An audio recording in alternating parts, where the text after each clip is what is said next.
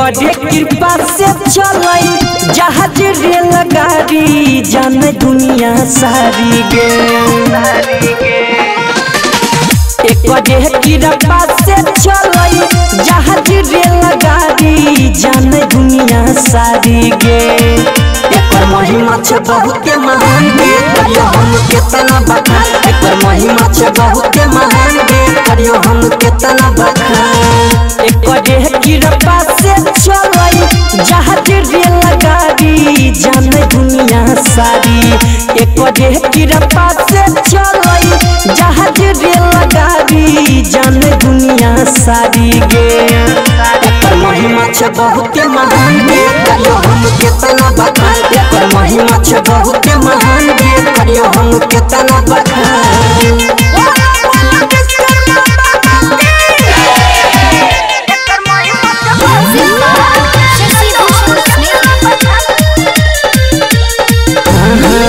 बाबा विश्वकर्मा जी के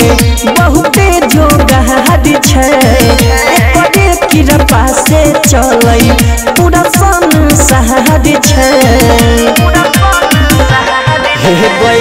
बाबा विश्वकर्मा जी के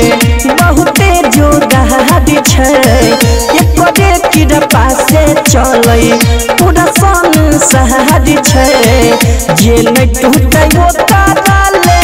बना दिल तैयारी जान दुनिया सारी जे न टूटे वो ताले बना दिल तैयारी जान दुनिया सारी गे एकर महिमा छे बहुत महान गे करियो हम केतना बखान एकर महिमा छे बहुत महान गे करियो हम केतना बखान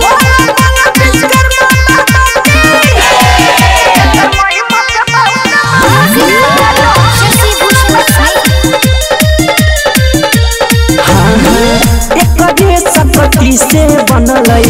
रावण के लंका पूरा दुनिया में एकरे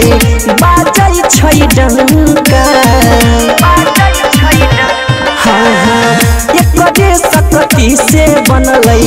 रावण के लंका पूरा दुनिया में एकरे बाजै छै डंका राइटर कमल सभा धरती कहे हाथ जोड़ी जान दुनिया सारी राइटर कमल सभा सली कहे हाथ जोड़ी जान दुनिया सारी गे एकर महिमा छे बहुत महान गे करियो हम केतना बखान एकर महिमा छे बहुत